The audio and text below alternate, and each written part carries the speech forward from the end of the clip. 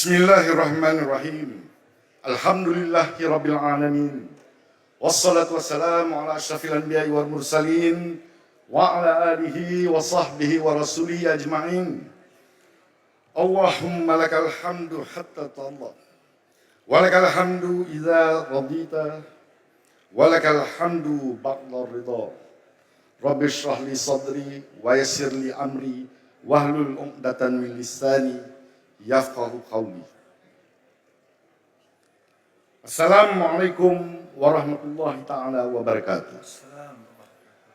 Yang berbahagia Tan Sri Pengerusi Tetap dan Datuk Timbalan Pengerusi Tetap, yang amat berhormat Datuk Sri Dr. Ahmad Zahid bin Hamidi, Presiden UMNO merangkap Timbalan Perdana Menteri.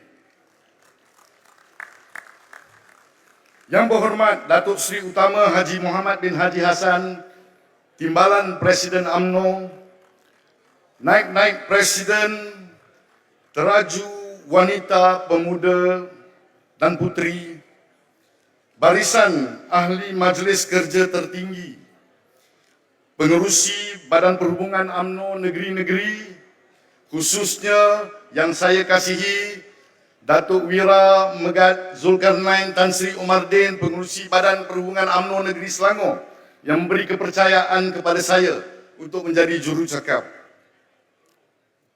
Sidang perwakilan yang dirahmati Allah sekalian, dipanjatkan syukur kepada Allah Subhanahu wa taala kerana membumbungkan pertemuan kita pada hari ini dengan rahmat, taufik dan inayah. Nama saya Hasnal Rezwa Merican bin Habib Merican, Ketua UMNO Bahagian Selayang, mewakili Badan Perhubungan UMNO Negeri Selangor, yang diamanahkan sebagai pembawa usul ucapan Presiden pada hari ini. Sejujurnya tugasan ini amat berat dan saya sendiri tidak begitu arif mengapa saya dipilih. Medan ini jauh berbeza dengan medan saya. Saya biasa di Medan, di ruang-ruang perbicaraan, di kamar-kamar hakim, di platform-platform forum dan TikTok. Tetapi Dewan Agam dan ribuan perwakilan ini amat memegun dan menggerunkan. Jadi kalau yang biasa tengok saya di TikTok nampak rileks, hari ini saya tak berapa nak rileks. Tugas ini sejujurnya berat.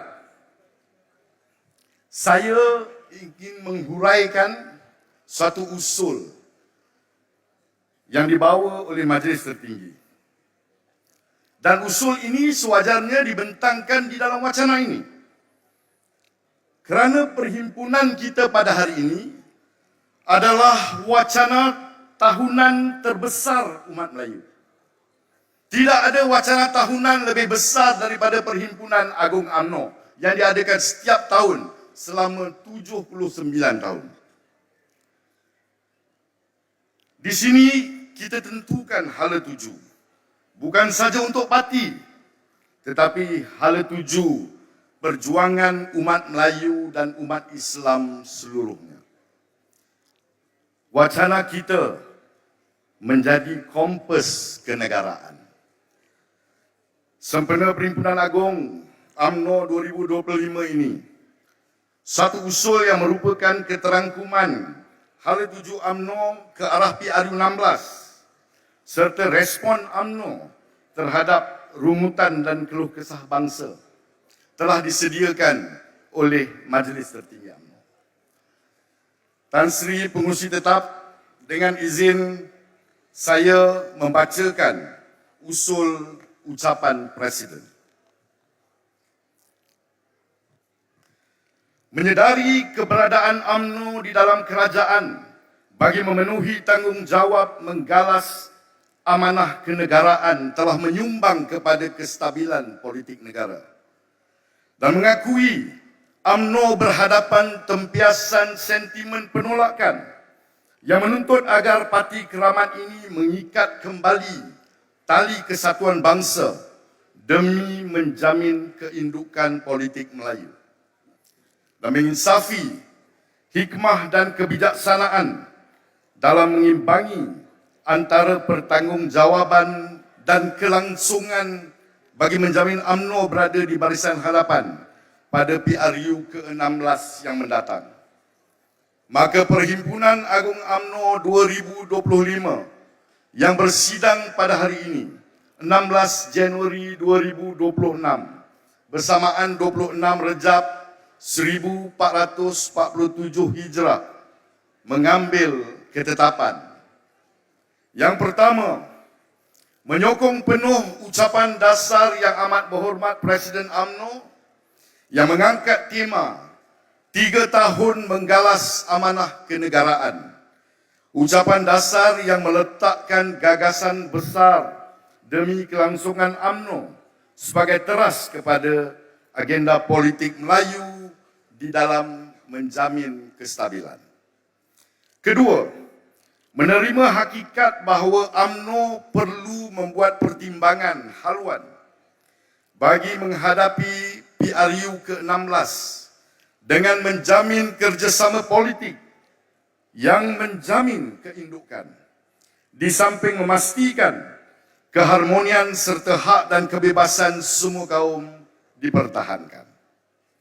Yang ketiga, mengiktiraf keterbukaan UMNO sebagai rumah bangsa, tempat asal politik Melayu, dijadikan wadah bagi memperkukuhkan perpaduan dalaman UMNO dan kesatuan orang Melayu yang lebih menyeluruh sesuai aspirasi besar melalui penubuhan jawatan kuasa penyatuan rumah bangsa. Keempat, mempersetujui upaya pemugaran politik UMNO yang menggariskan musyawarah nasional adalah gerakan terbaik bagi menyatukan pemikiran dan persefahaman. Yang kelima, mengajak segenap peringkat parti bersikap terbuka menerima idea-idea baru agar sesuai dengan denyut rasa serta selera generasi yang semakin terbuka minda dan cita rasa. Apatah lagi, generasi kini yang tidak terikat dengan ideologi atau blok kepartian, supaya UMNO sentiasa segar dalam pendekatannya. Yang keenam, menyambut baik inisiatif penubuhan Sekretariat Digital yang diletakkan di bawah pejabat Presiden dan mewujudkan Sekolah Digital UMNO bagi memastikan UMNO dapat menyantuni majoriti rakyat yang semakin aktif menjalani kehidupan di alam maya, memahami aspirasi, perjuangan dan hala tuju parti keramat. Yang ketujuh, mengembalikan sistem peperiksaan yang seragam seperti penilaian darjah 6 dan peperiksaan tingkatan 3 sebagai satu proses penilaian yang lebih efektif dan pada masa sama memperkasakan sekolah kebangsaan sebagai aliran arus perdana yang utama. Yang ke-8, mendukung hasrat mewujudkan Akta Perlindungan Guru yang bermatlamat untuk melindungi guru-guru daripada risiko perundangan dalam melaksanakan tugas mendidik dan menjamin kemenjadian murid yang seimbang dan holistik. Yang ke-9, memperkasa agenda pendidikan dan kemahiran serta peluang ekonomi untuk anak-anak muda diperhebatkan melalui agenda TVET negara sekaligus memperoleh gaji premium bermaruah atau menjadi usahawan. Yang ke-10, meneruskan segala inisiatif yang boleh merealisasikan dasar tahfiz negara untuk membela dan melahirkan hufaz profesional dan generasi ulul albab yang mampu membina negara yang cemerlang dan gemilang. Dan yang ke-11, memastikan pengukuhan ekonomi negara dapat diterjemahkan dengan program-program kesejahteraan hidup rakyat, terutama jaringan keselamatan sosial yang mampan dalam mendepani peningkatan kos sara hidup. Itulah isi kandungan usul yang dikemukakan oleh Majlis Tertinggi untuk kita bahaskan bersama-sama dan kita angkat sebagai langkah menuju perjuangan UMNO di era baru, terutamanya menjelang pilihan raya umum yang ke-16. Tan Sri Pengurusi Tetap dan Sidang Perwakilan yang dirahmati Allah sekalian. Di dalam ucapan dasar Presiden seperti tadi yang bertajuk 3 tahun menggalas amanah kenegaraan, kita perhalusi dan kita fahami apa yang cuba disampaikan oleh Datuk Seri Presiden.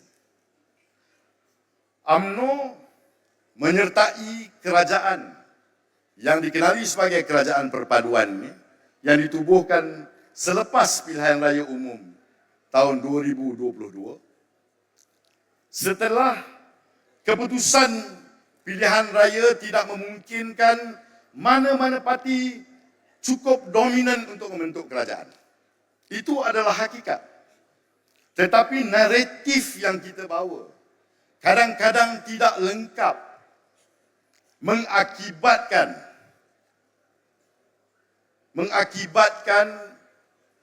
umat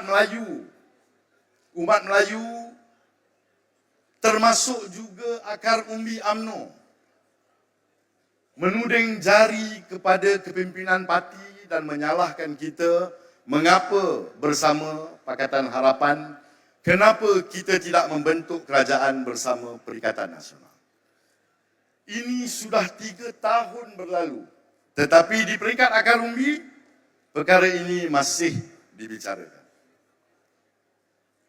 Hari ini kita betulkan naratif itu. Hari ini kita singkap sejarah 3 tahun lepas. Kita mesti memahami keseluruhan perspektif perkara yang berlaku. Ramai yang terlibat dalam episod ini berada di atas pentas membarisi Majlis Tertinggi UMNO. Kalau saya salah, mereka boleh betulkan. Apa yang berlaku selepas pilihan raya umum yang ke-15 adalah Pakatan Rakyat mempunyai 82 kerusi. Perikatan Nasional mempunyai 73 kerusi. Barisan Nasional di tempat ketiga dengan 30 kerusi. Dan GPS Sarawak, parti yang keempat mempunyai kerusi tertinggi iaitu 22 kerusi. Kita kena singkap kembali episod ini dan harus ingat ada 2 perkara penting berlaku. Yang pertama, Timbalan Presiden UMNO Datuk Seri Utama Mahmat Hassan telah membuat kenyataan umum mengatakan UMNO telah mengambil pendirian ataupun Barisan Nasional telah mengambil pendirian untuk menjadi pembangkang yang bermaruah, menyedari bahawa kita sekadar beroleh 30 kerusi. Kita tidak akan menyertai mana-mana kerajaan, kita mahu jadi pembangkang. Perkara kedua yang kita mesti ingat, bahawa di dalam rundingan awal membentuk kerajaan, Barisan Nasional ini tidak diundang pun. Tidak diundang ke istana pun. Yang diundang ke istana adalah Pakatan Harapan dan Perikatan Nasional. Masing-masing ada 82 dan 73. Kalau mereka setuju bergabung, episod ini tamat. Tapi apa yang berlaku? Perikatan Nasional tidak mahu membentuk kerajaan bersama dengan Pakatan Harapan. Jadi ia meninggalkan lakuna, ia meninggalkan satu kekosongan di mana tidak ada kerajaan boleh dibentuk di peringkat persekutuan.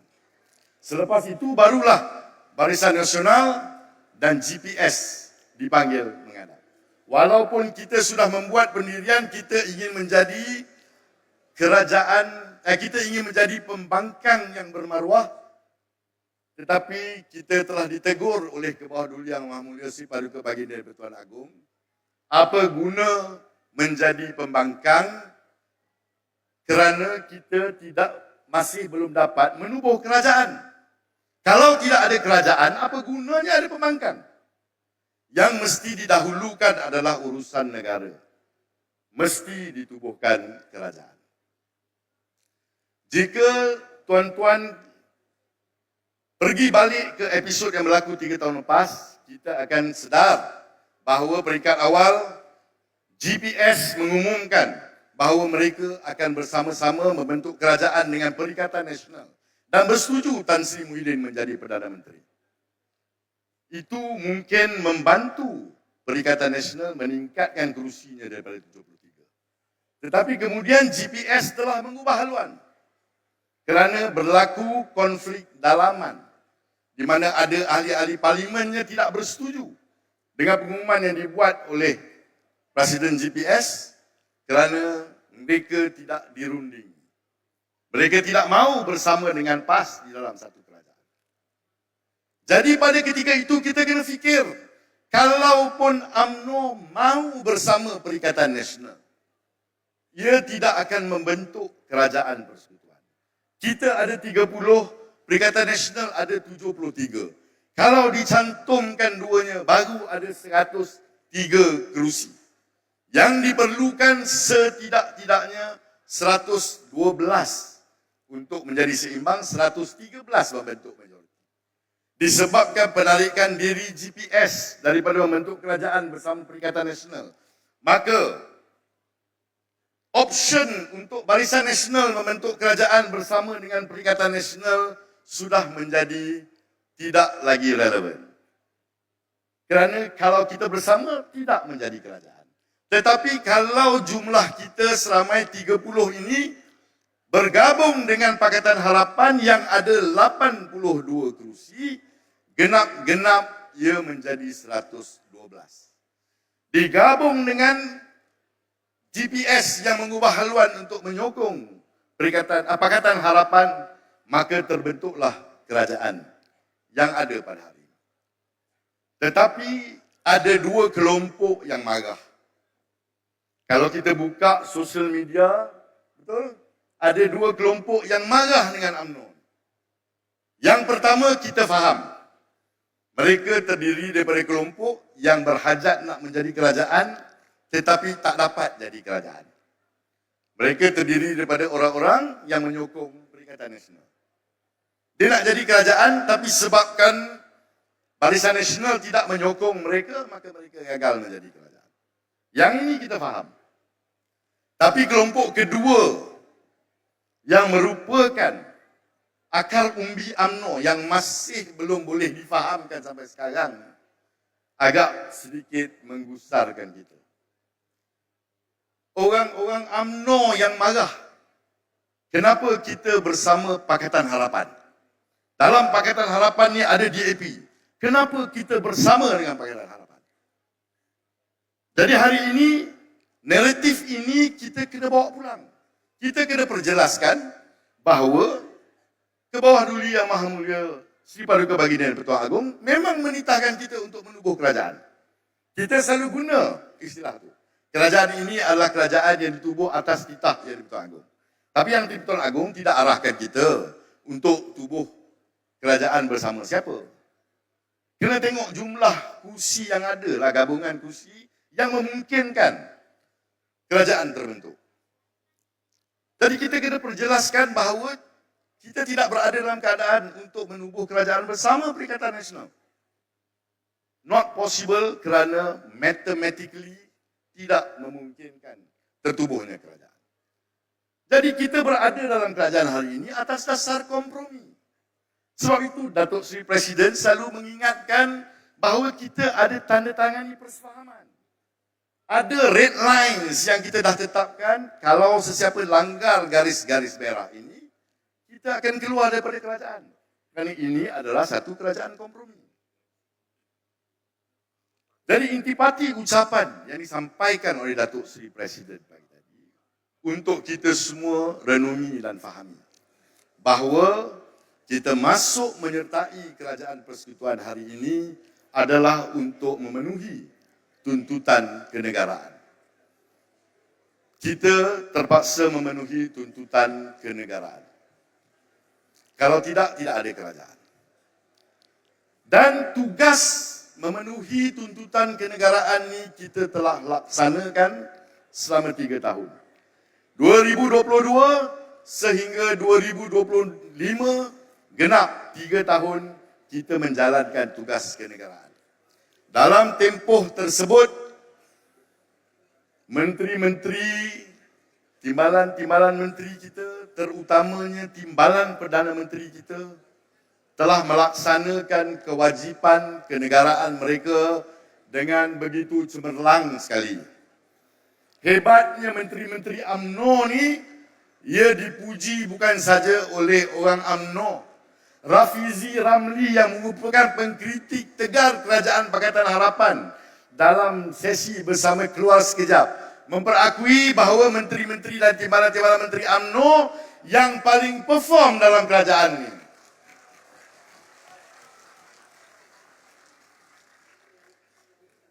Dan kalau kita singkap perbincangan-perbincangan di media sosial, orang yang selalu mengutuk pemimpin-pemimpin kita, yang selalu mencerca pemimpin kita, mereka hanya mengutuk dan mencerca pemimpin kita dalam kapasiti mereka sebagai pemimpin parti.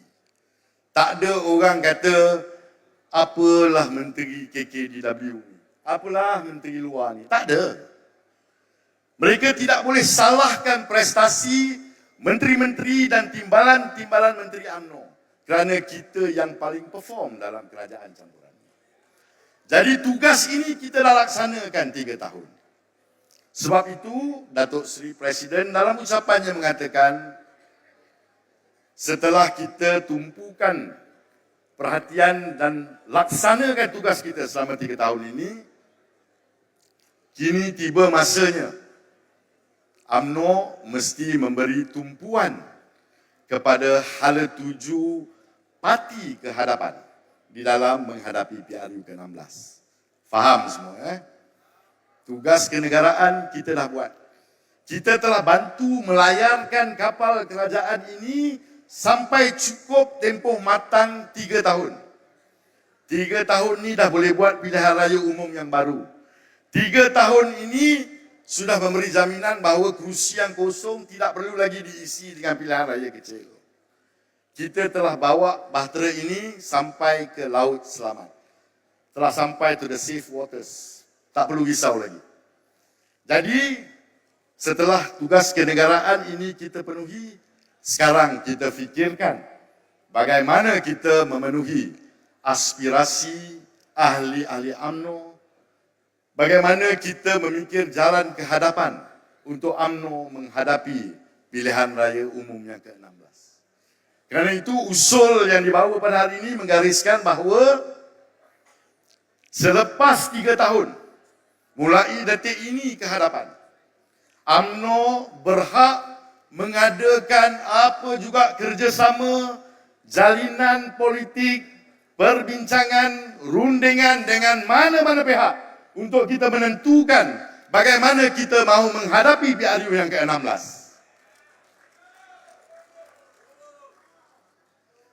Pada masa yang sama, kita juga mengambil kira apa yang dikatakan oleh Datuk Seri Presiden dalam ucapan tadi mengenai kepelikan politik yang sedang berlaku di negara kita. Kepelikan politik ini ialah bahawa dua pihak yang berada di dalam kelompok yang sama tidak semestinya menjadi sekutu di dalam sesuatu pilihan raya. Kerana acuannya tidak begitu sesuai. Seperti yang berlaku di Sabah. Kita, PH, GRS, semuanya membentuk kerajaan di peringkat persekutuan. Tetapi di negeri Sabah, pilihan raya negeri Sabah,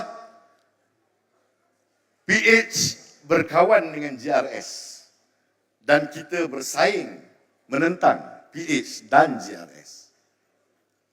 Tetapi setelah selesai, kita duduk semeja dan rundingkan semula pembentukan kerajaan negeri. Jadi ini boleh berlaku di mana-mana.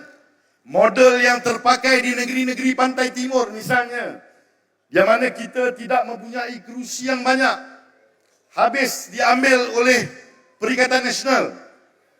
Mungkin kita menggunakan model yang berbeza dan kita cuba cari peluang untuk bertanding semaksimum mungkin agar kita boleh bersaing dengan Perikatan Nasional untuk kursi-kursi ini. Dan di negeri-negeri pantai barat di mana kita ada kekuatan dan kita mempunyai kerusi yang agak selesa, kita mungkin menggunakan acuan yang berbeza. Ini yang dimaksudkan dengan kepelikan politik. Mulai sekarang sehingga PRU16, kita akan mengadakan perbincangan, rundingan, aturan politik secara cukup giat. Kita tidak terikat dan jumut lagi dengan kedudukan yang ada pada hari ini, kerana tidak semestinya kita pergi dengan rakan-rakan di dalam kerajaan campuran ini. Kita mungkin berkawan dengan pihak lain.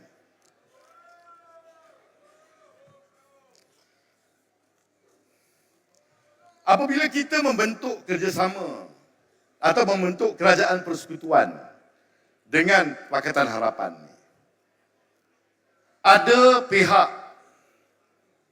yang meracuni pemikiran. Meracuni pemikiran orang Melayu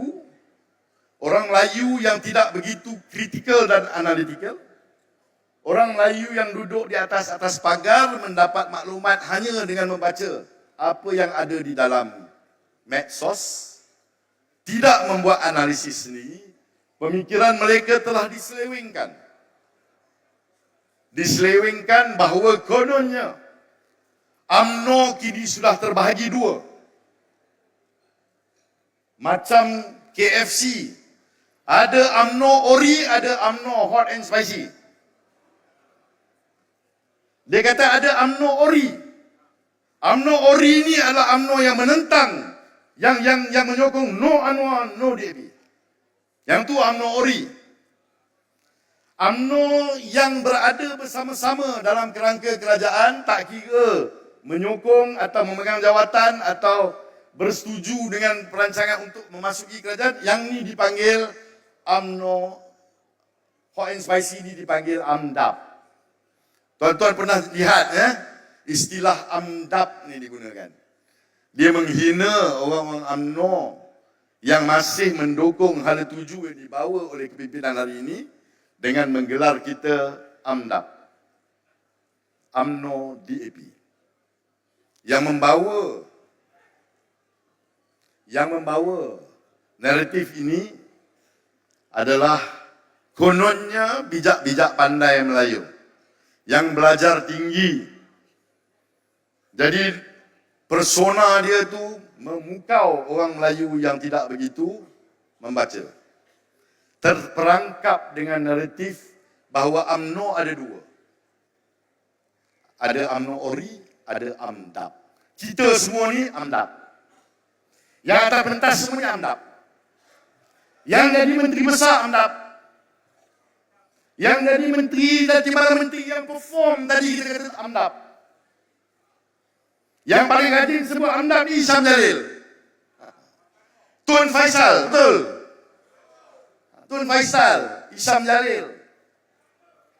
Sikit-sikit AMDAP, sikit-sikit AMDAP. Apa hebat sangat dia punya naratif.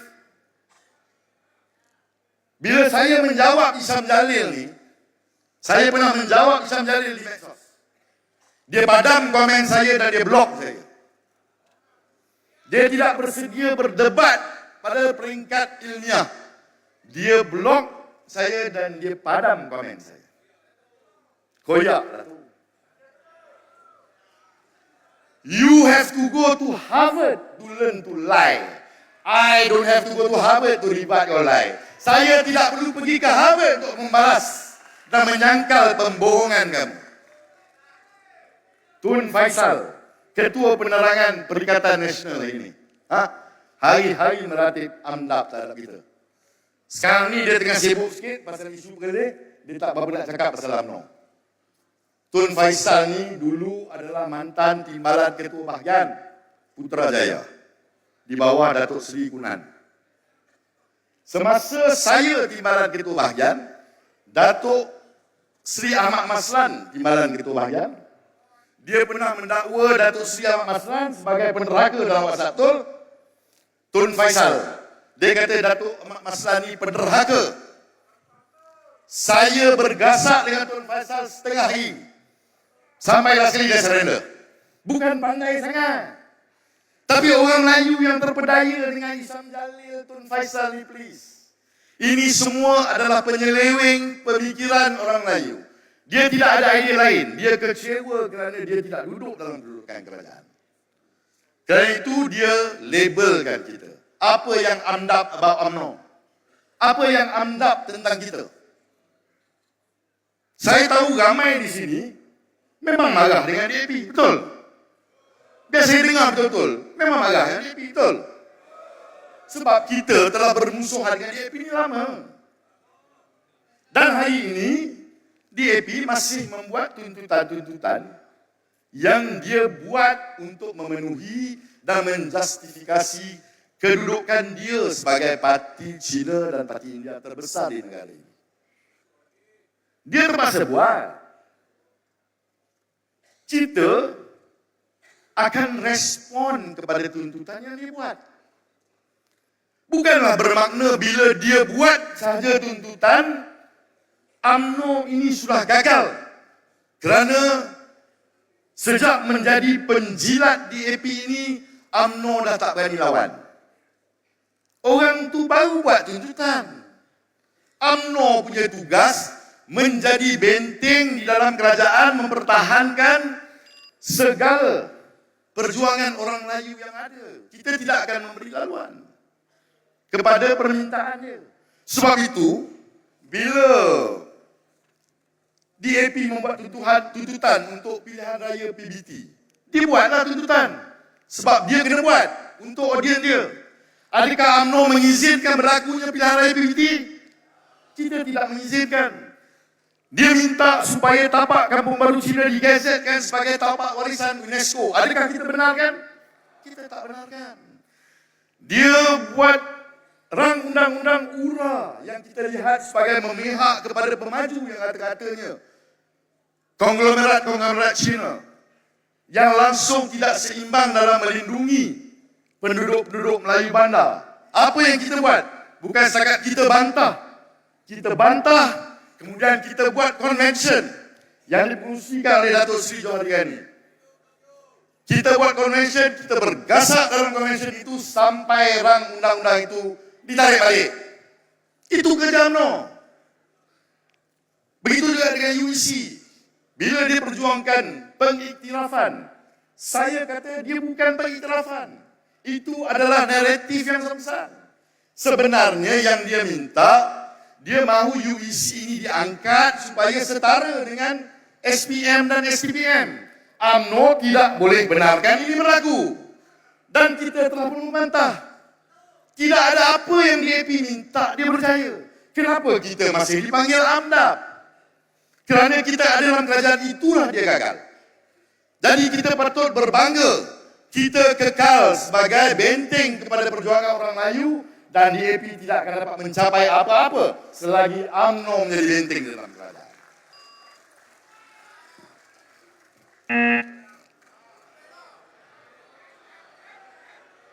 Tan Sri Pengerusi Tetap, saya baru nak panas Tan Sri dah tekan loceng. Masa mencemburui kita. Baik, Tan Sri Pengerusi, saya habiskan sikit. Tak apa, teruskan sikit. Saya habiskan sikit, Tan Sri. Belum. Loya paham lah. Ini loya TikTok kita. Saya ikut selalu. Hari ini, Yang Amat Berhormat Datuk Seri Presiden mengumumkan penubuhan satu jawatan kuasa yang dipanggil Jawatan Kuasa Penyatuan Rumah Bangsa. Inilah inisiatif yang paling meneruja saya. Inilah inisiatif yang membawa Khairi Jamaluddin kembali ke pentas persidangan pergerakan pemuda. Dan kita mengharapkan kepulangan lebih ramai lagi mereka yang pernah berbumbung di bawah rumah bangsa ini untuk kembali dan bernaung di bawahnya.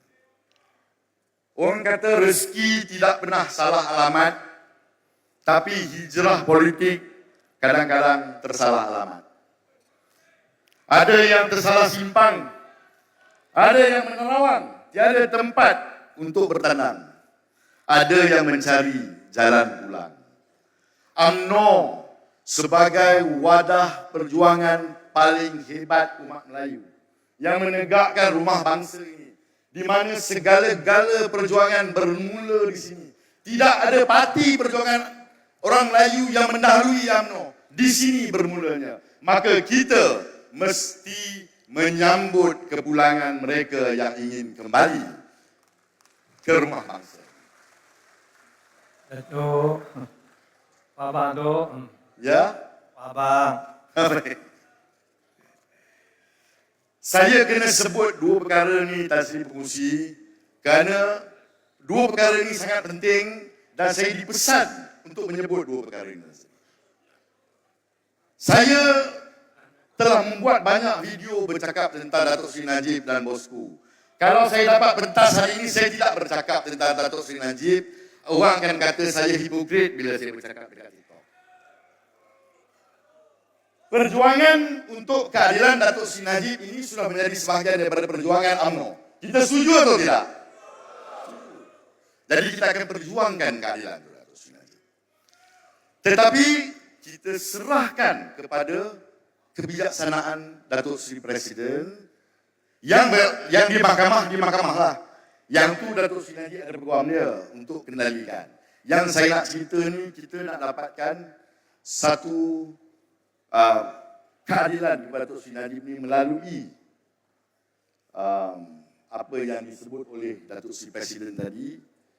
Kita nak merafak sembah, memohon ke bawah duli Seri Paduka Baginda Pertuan Agong untuk menumpahkan titis-titis ihsan dan belas kasihan kepada bekas pemimpin kita.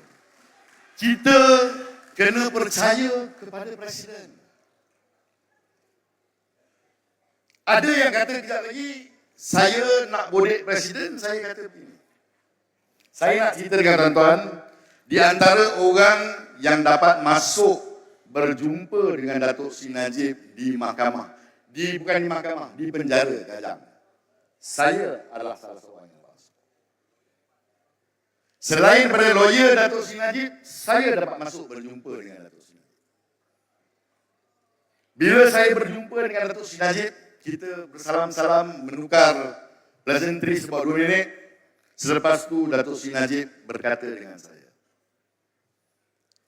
saya tahu Datuk Seri Zahid dan Datuk Wira Megat Zulkarnain dan rakan-rakan barisan pimpinan UMNO sedang bekerja sangat keras untuk mendapat keadilan bagi saya.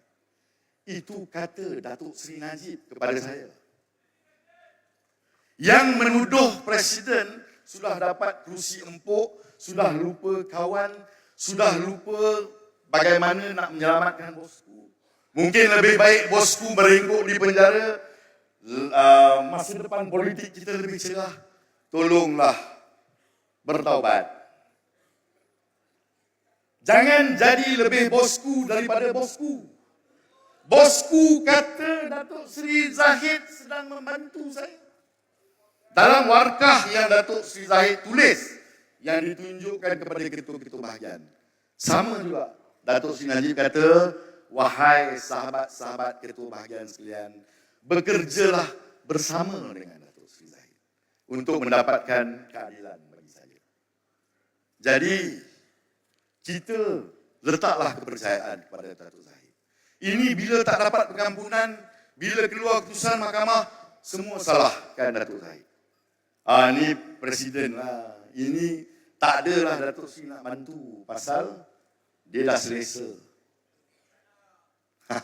Orang UMNO pun ada, jangan katakan sana. Orang UMNO pun ada. Dalam Dewan ni pun ada. Percayalah saya. Yang dalam Dewan ni pun ada.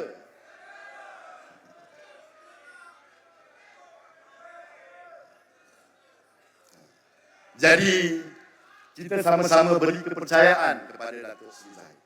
Kalau bosku meletakkan kepercayaan kepada Datuk Zahid. Datuk Zahid ni tuan-tuan ingat, petang raya pada tahun 2024. Petang raya Datuk Zahid berada bersama Peguam Datuk Seri Najib menandatangani affidavit mengesahkan bahawa beliau pernah melihat titah addendum yang dibuat. Ini satu risiko, tuan-tuan. Sebagai timbalan Perdana Menteri, Datuk Seri Zahid mengambil risiko menandatangani satu affidavit yang mana tidak ada dokumen sokongan boleh dilampirkan. Sekadar mengatakan dia pernah melihat. Ini risiko yang cukup besar. Tetapi beliau sanggup hadapi. Baik, Datuk. Baik. Terima kasih. Terima kasih, Datuk. Saya rasa sebenarnya kalau ikut teks saya ni lagi sejam tak habis. Tapi saya rasa cukuplah saya sentuh setakat ini. Saya mengucapkan terima kasih diberikan pentas untuk membentangkan usul ini dan saya memohon agar usul ini disokong dan diterima untuk perbahasan dan diluluskan oleh Perhimpunan Agung UMNO 2025. Sekian wabillahi taufiq wal hidayah. Wassalamualaikum warahmatullahi wabarakatuh. Terima kasih.